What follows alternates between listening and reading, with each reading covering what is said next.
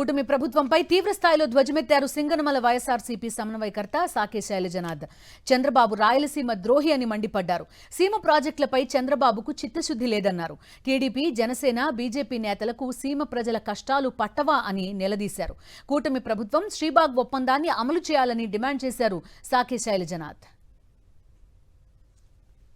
అనంతపురం జిల్లాలో ఎంత సాగుకు యోగ్యమైన భూమి ఉందో మీకు తెలుసా సీఎం గారు? ఫస్ట్ ఆఫ్ ఆల్ వివిధ రాయలసీమ జిల్లాల్లో ఎంత ఉందో తెలుసా మీకు? ఏమైనా తెలిసి ఉంటుందే అనుకుంటా ఉన్నాను, బహుశా మర్చిపోయి ఉండే ప్రయత్నం చేస్తారు మీరు.